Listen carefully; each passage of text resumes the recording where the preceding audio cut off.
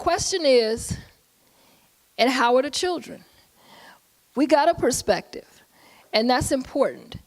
But I want to talk a little bit about some things that I have seen, some statistics you probably already have seen and heard, but I'm going to say it again, and some things that are going on in some what I think are unexpected places, and some tools that you all can use, that we all can use, because anytime any one of us comes in contact with a child, a teenager, a youth, we have a huge responsibility. So I found this Ashanti proverb: when you follow the path of your father, you learn to walk like him. That said a lot to me, because as a parent, as you know, some say you're a role model, and you're always a role model because they're always looking at you. Children are always looking to see what you're doing. When we talk about the state of black mental health, when we talk about how we are approaching and leading our children, we have to lead by example. And historically, we've not done such a great job of addressing the things that are right in front of us, addressing mental health issues in our community. So here's some statistics. You know you're going to have some. We all know that African Americans are 20% more likely to experience serious mental health problems than the general population. When we talk about serious mental health problems, we talk about depression. We're talking about things like attention deficit hyperactivity disorder, and you know our children are diagnosed with that much higher than others. Suicide, for the first time ever, we're seeing the suicide rates go up in black children, which is not something we had seen before. And post-traumatic stress disorder, which sometimes we think is something that we only see in veterans or people who've been. This is something that we're starting to see in our community a whole lot because of the trauma that we experience on a day-to-day basis. Doesn't even have to be trauma that we personally experience. Anytime you turn on the news, Farajii said, you can't walk while you black, you can't talk while you black, you can't sit while you black, you can't study while you're black. That's traumatic. We know that adult black and African Americans who live below poverty are 3 times more likely to have psychological distress than those living above poverty. Well, of course. Of course they are. Because with that comes a whole lot of stuff. I may not have somewhere to live. I may not have access to care. There are a lot of things that come with living below poverty. And we are going to experience more psychological distress. We know that adult black and African Americans are more likely to have feelings of sadness, hopelessness, and worthlessness than adult whites. Now, how we manifest that, how we address that, that's another thing. But these are some of the statistics that we see. So now, how are the children? When we as adults are living with this, how are our children?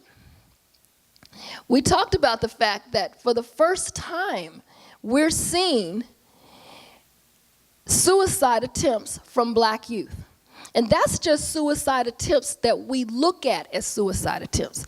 We're not talking about some of these things where we say, you know, death by cop, suicide by cop, putting ourselves in situations where we will be in the line of fire from law enforcement, drug use to escape. African American youth are more affected by urban PTSD because of their exposure to violence, domestic violence, intimate partner violence. Social media is a huge piece when we talk about mental health issues in our children. Social media creates a false worldview. They talk about the Instagram-ready pictures. That's not real life. These are carefully curated pictures that our children, our youth look at and they think that's the way the world is. Or they strive to have these kind of lifestyles or these things that are in these pictures or these items that, you know, are celebrated. So we have this glorification of what I call a value culture. My child wants every pair of tennis shoes he sees with not a penny to put towards it. And I said, well, why do you think you need to be walking around with a $200 pair of tennis shoes on your feet? Because that's what I see. And not only do I need to have a $200 pair, I need to have a couple of $200 pairs because they got to match my outfits. And I'm like, what? But this is what is this is what they see on social media. This is what they engage in. This is the culture now. And when you don't get this, what happens? Thank you. All of it breaks loose. But not only does all hell break loose, it's about my self-worth and my self-value and my self-esteem. Because if I'm not walking up in the school in these tennis shoes that everybody been trying to get, exactly. So this is a problem. The erosion of self-esteem, this shock and awe culture. How many times have we looked and we've seen these inane things streaming on Facebook Live? Why would you put that on Facebook Live?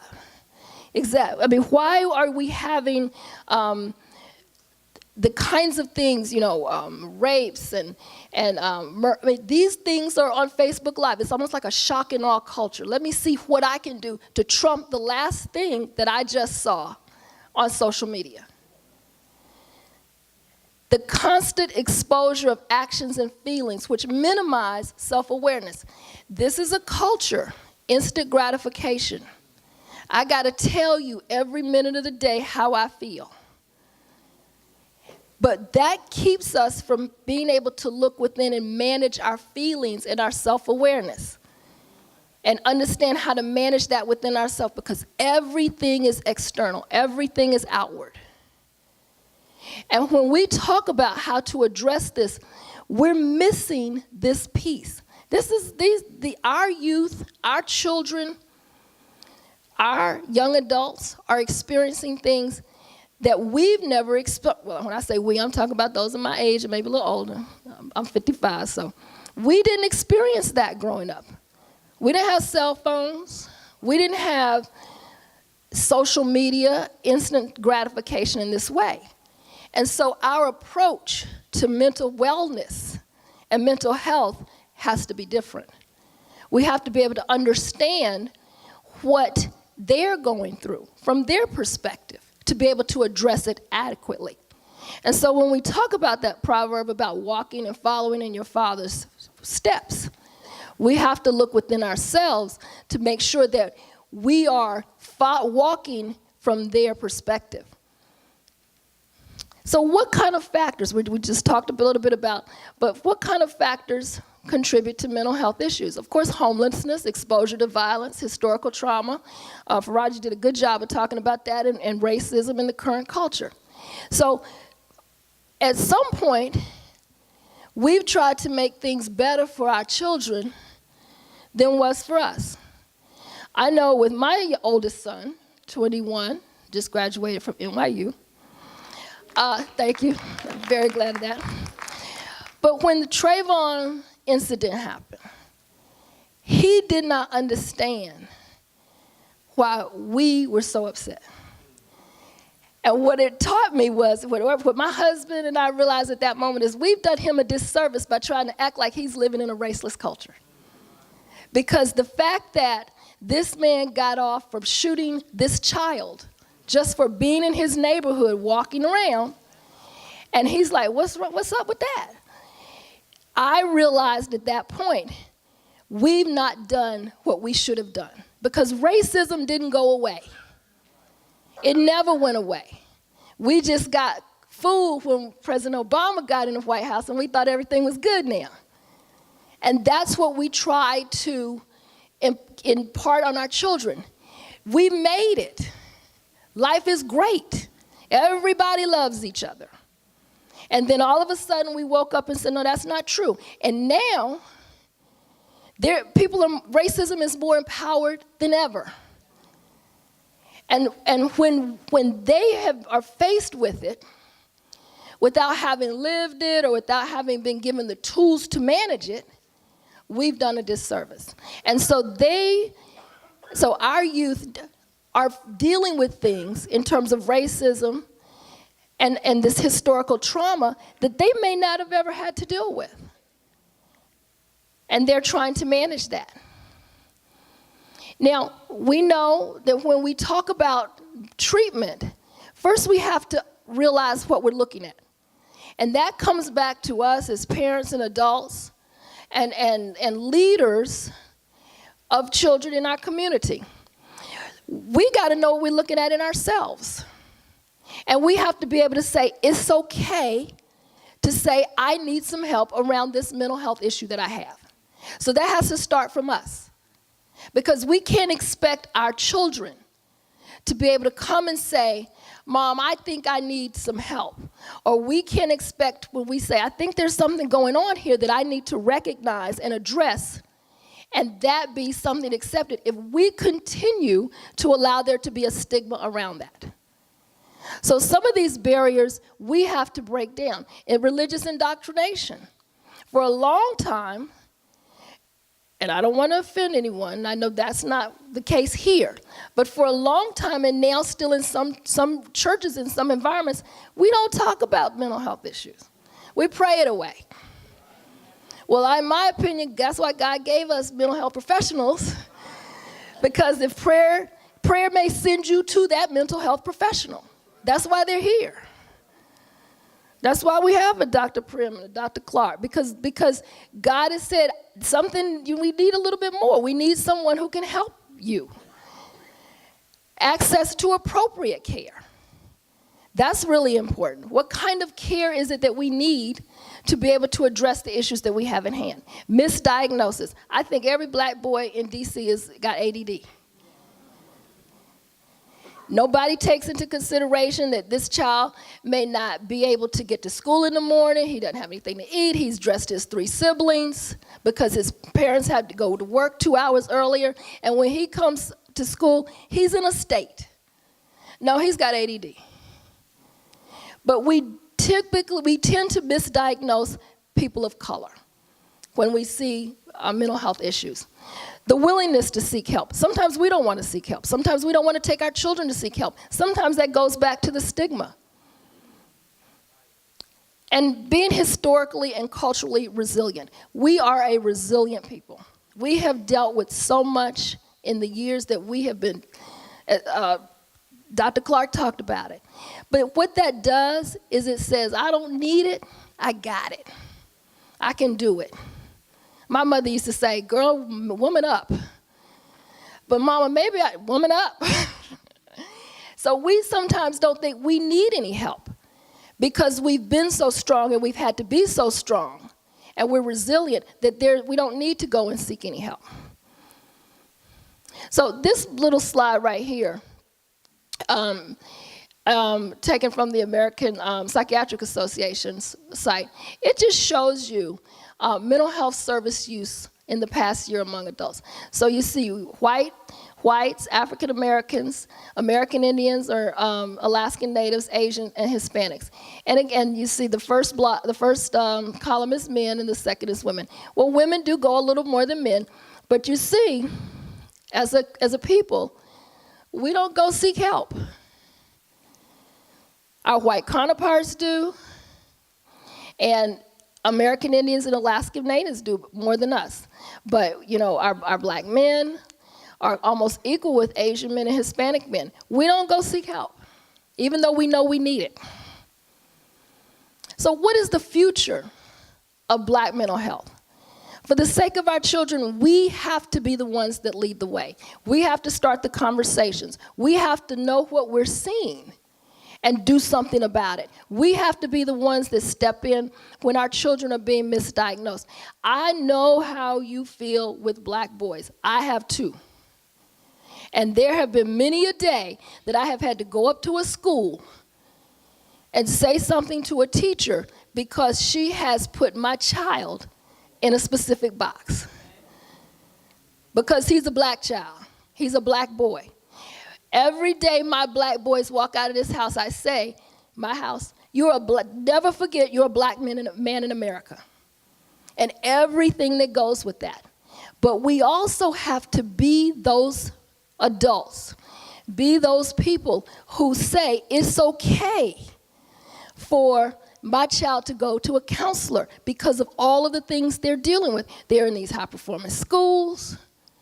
they're doing all of these extracurricular activities, or they're the breadwinner of the family. And they need something and someone to help. And we have to be the ones to say, that's okay, and get them to appropriate care. One of the things that I want to talk to you about, which I think is pretty remarkable and incredible, is that a number of the social organizations, social and service organizations, are starting to address this. And they're starting to put it into programming. And this is incredible to me because for a long time, we never talked about mental health and mental health issues, much less put it into programming and doing something about it. So I'm going to talk a little bit about Jack and Jill. Jack and Jill has this program called Silence the Shame. And it's a traveling road show. They came to DC. They've been to New York, Atlanta, and it's from a hip-hop perspective. And so the person over it, Shanti, she used to be a producer, and she worked with all the great rap groups. And she started, her sister committed suicide, died by suicide. And then she decided, based on what I'm seeing, we need to do a little bit more for our youth who are glorifying this culture that is leading to some of the behaviors that we're starting to see.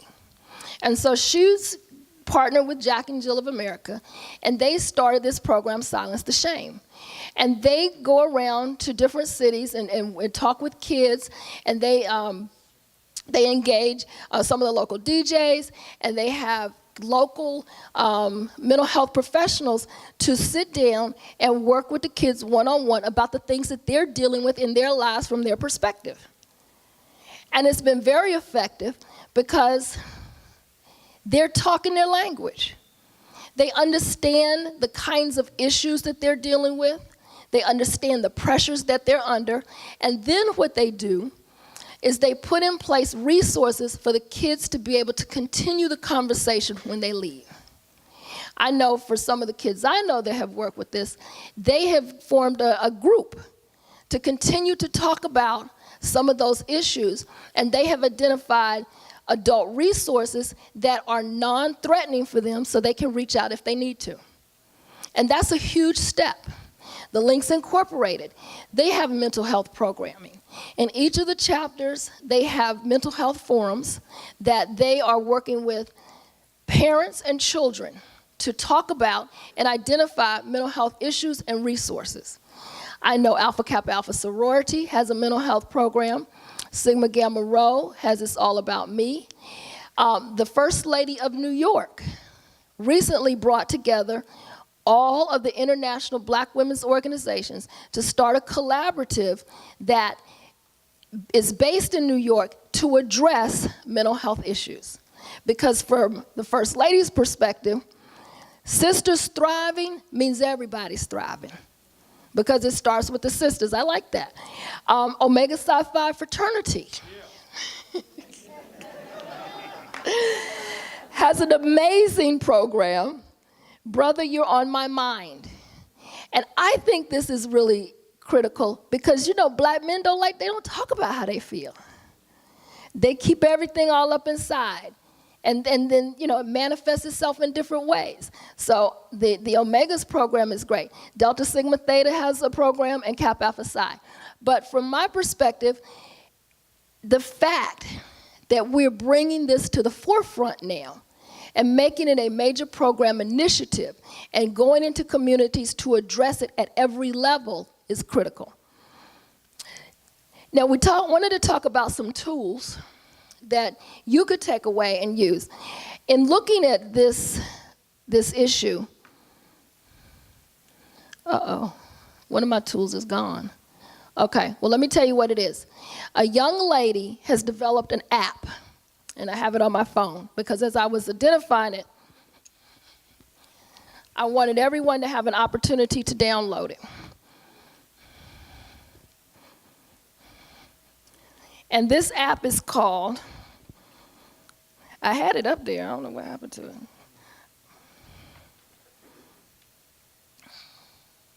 And you can get it in the App Store, it's free. The Safe Place. It's called The Safe Place. And it's an app where it has information about mental health, some of the very same statistics that I put up there, how to identify mental health issues, resources that you may need. A young sister developed this, and she's working in conjunction with Mental Health America, and she's working in conjunction with Mental Health America and Mental Health First Aid. So over to the far right, that is the website for Mental Health First Aid. You could go on this website, you could take classes, you can be certified, so that if you see issues in your community, if there are disasters, you can help to address and then identify resources that people need. But it begins to make our communities empowered to be able to address mental health issues. This is a book for girls who believe I matter. This is from a psychologist who has been working with a number of girls, and these are some of the questions and issues. So if you work with girls, this is a great book, a great tool to use. You see, Brother, You're on My Mind. There's your Frat Brothers Toolkit right there. That is excellent. Silence the Shames website has a number of tools and resources that you can use. And then in the middle is SAMHSA's Suicide Safe app. I found this app when my oldest son was an RA and was faced with a suicide incident. And this is something that everybody should download because you don't know what you may need. And so all of these tools are tools that you can have at your fingertips to be able to help to send out to your community, to use yourself. And there are other tools, but these will take you to other resources. So I think that as leaders, we all need to start really engaging and using the things that are out there for us. I know I'm talking to the choir, but I think that's my 20 minutes. But when we talk about the future of Black mental health, I'm going to end where I started. When you follow in the path of your father, you learn to walk like him. We need to give our children something to walk like, and it starts with us. Thank you.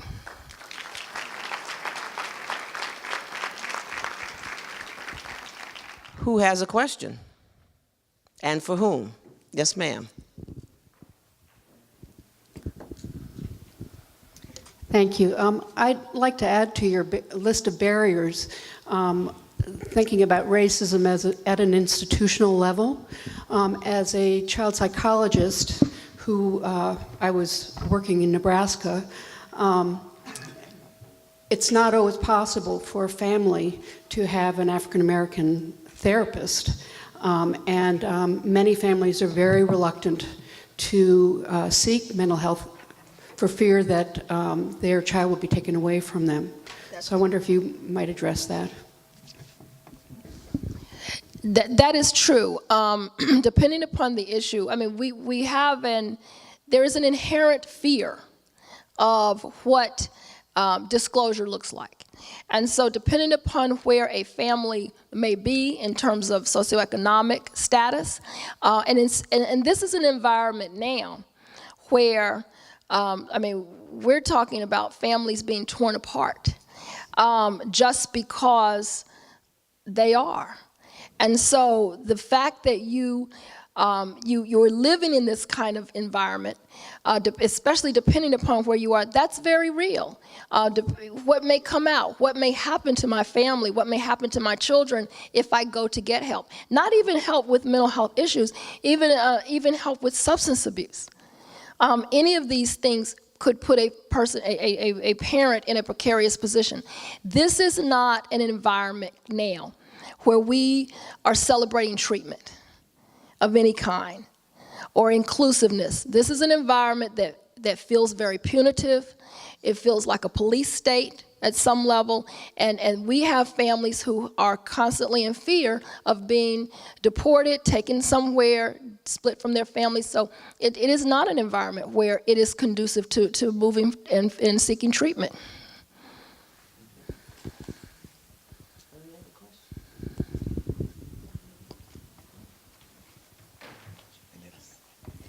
Good afternoon. So kind of piggybacking on that question, I wanted to ask both panelists, what input do you have for those of us that are helping professionals to help expand what our clients get? And I think that when you were talking about the fear of seeking treatment, there has been an ongoing history that our people know, communities of color know they're not going to be serviced well. So, in the environment you just described, how can we as professionals help our clients expand their ability to navigate the system, to make sure they're getting what they want? I coordinate a psychiatric rehabilitation program here in Baltimore, so I see all the time, at first, what I thought was a problem, because I started my work in DC, and so we were working with our clients to just say what you need. And I'd say, Ms. Johnson, when we go in here, all we're asking for is the application for energy assistance. And I would get in there, and Ms. Johnson, within 5 minutes, has laid out her whole traumatic history and probably has re-traumatized herself. And the person given the application is so overwhelmed, they forgot, oh, here's the application, and this is what you do. But I'm seeing there is a cultural thing that the only way I'm going to get help is if you understand I'm broken down, I'm beaten, please believe me. And it almost gets confusing that the client can't ask for what they want, and even trying to coordinate help, I think some of us helping professionals get stuck. So what can we do to move our personal practice and then the organizations and spaces where we're delivering services to better address people as a whole person and give them and help them assess treatment and give them treatment? Okay.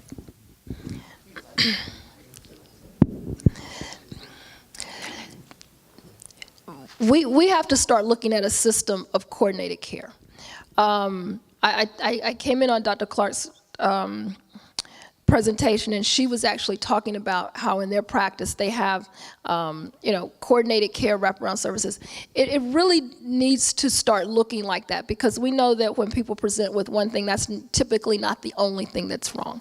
But because, as you said, this may be the only opportunity that they have, this is the only door that they've been able to walk through, we're going to lay it all out, and something's going to stick, and at least maybe I can get one or two things addressed. But that speaks to our system, and what we have to do at the root of the system is start looking at things as a comprehensive approach. So if we have primary care services, then we need to have coordinated social support services, mental health services, substance abuse services, child care issues. All of those things need to be tied to each other, so that person doesn't feel like this is the only door. Whatever door they walk through, they should be able to access whatever they need. But that's a system change, and that's a change of how we do business. And we're starting to do that. Some of the grants that you see that's being funded, I know, has really been trying to fund more comprehensive systems of care. But we have a ways to go. And so I think that as healthcare professionals, the more you are able to connect those resources, because, even if you say just ask for one thing and we'll get the rest, historically they don't believe you because it's never happened. So we have to continue to try to change the mindset, and it's almost like you got to prove it to me up in here right about now. But the more you start proving, the less you'll see that. But it is a systems issue that we've got to start addressing. I just want to add really quickly that in the community that I work in, which is the neighborhood I live in, Barclay, we've had a couple of folks that have come to the community. They want to offer certain type of mental health. One group is working with a group of women who have been in the sex business, sex workers, former sex workers. And so they want to do some type of, using some of our spaces to have those conversations. I would highly recommend that if you are working in a community setting, if you're working in an area that has those type of spaces, maybe like a recreation center or a school or something like that, that you talk to those individuals there to create the conversation, to start building the relationship. Say, hey, I'm a social worker, I'm a psychologist, my company is willing to provide some services. Because the group that came to us, she's looking to do it free. And I told her, look, you're a service, you're an asset to the community. I think there needs to be some very basic dialogue about it. And I think that it can't come from you. It has to come from other members of the community, Otherwise, it's going to be a hard push. It's going to be like moving the Titanic with a plastic spoon. trying to shift and navigate through those turbulent waters. So, this really, and I like what the doc said, this has to be a coordinated effort. It cannot be on its own.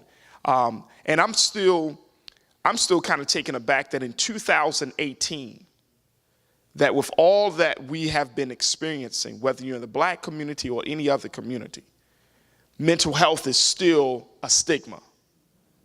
I mean, that's mind-blowing to me, right? But Doc said, you talk about all your feelings on Facebook, right? You share that with, intimate details, right? I've had these conversations with my family, like intimate details. Like, today I'm depressed. Like, man, you need to, and I always tell people, and I see it, you're right, seek Jesus, pray, go to the mosque, go to this place. No, go to a psychologist. Get some help, real talk, like get some help. You know what I'm saying? Like Facebook is not the place for that. That's the theater of trauma, though, and that's part of what feeds this. And I get you. Yes, ma'am. And see, part of that is now, is okay, you have millennials, 18 to 35-year-olds, right, who are using that space as a personal diary. So if that's the space that you want to use as a personal diary, then how can you as professionals, healthcare professionals, mental health professionals, get on that same that same trend?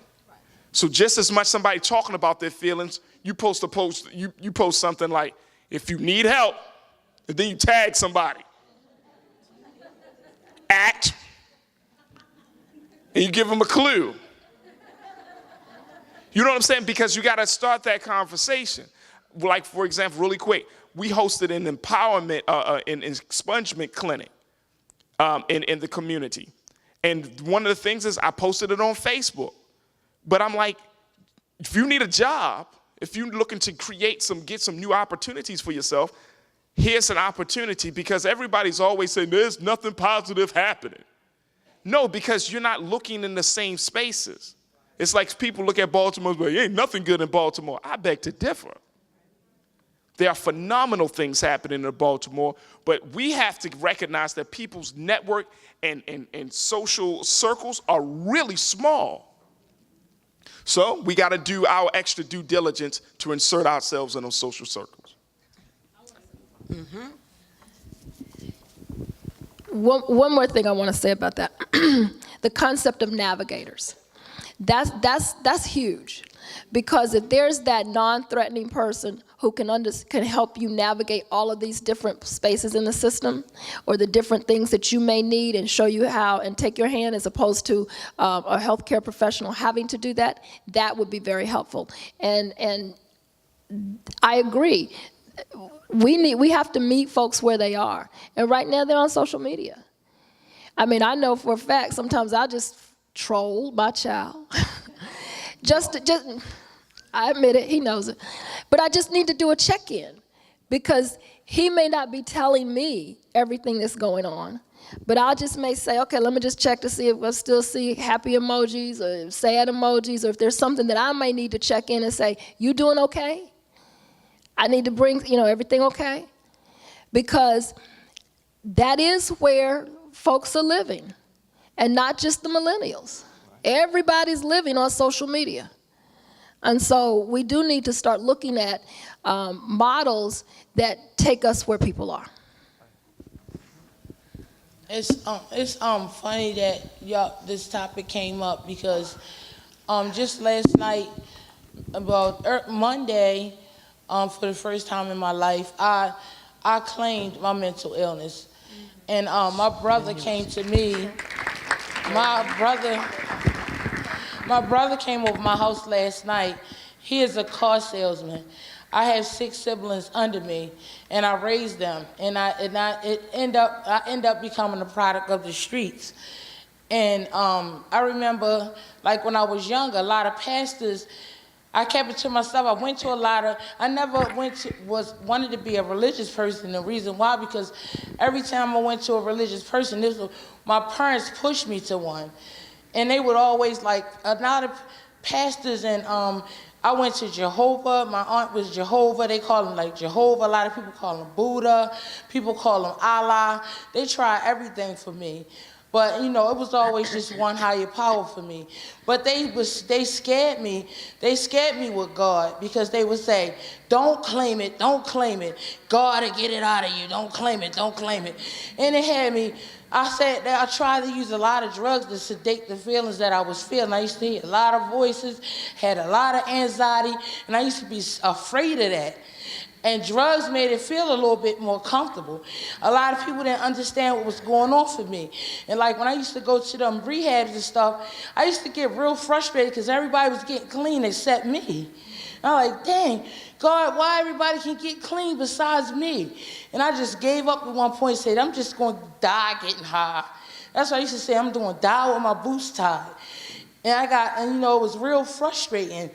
And you know, I had, finally got clean, and then I like moved to food, and I remember being like I was over 600 pounds because I didn't have nobody guiding me, and the doctor told me that if I didn't stop eating, I was going to die. When he said he was going to do surgery on me, I said if I come back next week.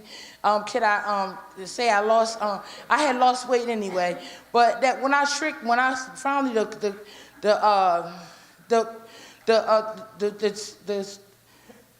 got me better was the tricking of the medication. But when I wanted to ask you was why do so many pastors and stuff? Why do they scare people with saying that God going heal you of your mental illness? Why do they scare you so much with saying that that's going to cure you? But why do they do that? It seems like I don't understand why they do that. And they had me like afraid of a higher power. I was like to the point where I was like so depressed. I just would have rather been dead than going through what I was going through. I was afraid. Well, you know, sister, at first, just your story is a huge testament of your resiliency. So I personally want to, you lost all that weight and drugs and everything. But really quickly, because I know we're pressed for time, really quickly, I think that we can't necessarily blame the pastors just because that was our way of handling so many issues in the community. I mean, they, you know, outside of the barber and your hairdresser is your pastor. You know what I'm saying? In terms of psychologists. And I think that we were just working on you know, when we think of pastors, and I've, you know, worked with pastors, one of my mentors is a minister, but we think of them as superheroes. And we don't take the time to really understand that the pastor does himself or herself, they're not necessarily trained in that. They don't know all the ins and outs of mental health. And I think that it's if, you know, for the sake of transparency, that churches and mosques or whatever faith institution you're part of, that, you know, you employ people from your own congregation to help in that respect. So I don't necessarily blame the pastor unless the pastor wants to take on. My minister always say, there's some things that is out of my hands, brother. I can't handle, so I make a referral to other people. And so I don't want this to be a beat up on the pastors type of thing, because I think that the pastors have good intentions, but they just have limited knowledge on how to address certain things. I think you addressed it. And, you know, we're trying to, you know, a lot of the programs now we're trying to take to churches so the pastors can understand it's okay to refer. Because we know your intentions are good. And we know that God wants everyone to be whole. And being whole may not be something, you know, everybody can't do everything. And so just, you know, is it in the AIDS space? You know, there was a long time that pastors would never say the words AIDS from the pulpit. We're moved past that now. And those are some of the places where we get the best programs. And that's what we're working for with mental health. We got one last question. This gentleman's been waiting right here. Good evening. So today's topic is, and how are the children? So I wanted to bring something to the light. I feel as though children, specifically black boys today, are being tricked into substance abuse and then falling into mental illness. So I had a question for you, Mr. Muhammad. How do we combat the idea that drug abuse is cool? Because that's the thing now. It's not the crack epidemic or the heroin epidemic as it was, but it's like substance abuse, lean, Percocets, like you said, Miley, Percocets. It's the thing to do now. So as an advocate, how do we combat the ideal that substance abuse is not cool and it's not the way to go? Well, I think it's a couple of things. One is, when I was growing up, and when we saw the crack epidemic and heroin really hit Baltimore and other places the way it hit DC and other places, like, it was obvious and clear to me I did not want that to be my life. Like, I'm physically looking at people and say, man, that is a horrible condition to find a person in. So I think that when we talk to the next generation about drug abuse, we got to ask them some very key questions, which is what I shared in my remarks is, how do you see yourself? And then to have those one-on-one real-life conversations, like when you smoking that weed, when you popping them pills, do you feel like you yourself? Do you feel like you have control? Do you feel like you can think clearly? Do you feel like that you know what's going on in the world around you? I think we have to have those one-on-one conversations. It's unfortunate because culturally through the music, it's promoting that, right? So we hear that. We know that that exists. But the other part of it is we got to help to break down the myth that those guys, some of those guys might be doing it, but at the end of the day, that's just entertainment for them. They go home, they don't drink and pop pills all day, but they think that's the wave of the future. That's the wave right now. So I think that there needs to be some real conversation, but more importantly, if we know young people that are in that, then we have to point them to the resources, to the people that can get them off of that. Because popping pills may be the gateway, and I'm not saying this because of, this, but it can lead to other heavier, harder drugs. You know what I mean? But you always got to ask yourself the question, what are you taking drugs for? To feel a certain way. What's going on in your life? You know what I'm saying? And see, when we start to go down that rabbit hole with the next generation and ask those questions, then we can help them to get some clarity as to why they are behaving the way they're behaving. One thing I want to add to that, it doesn't help us that marijuana is legalized. It's a gateway drug. Cut it any way you want. I understand, you understand why, because we don't want our children going to jail for these kinds of things. But now they do feel that, oh, marijuana's legal. So we can smoke it just like we're smoking a cigarette. It's nothing wrong with it. It's not a gateway drug. It's not going to hurt us.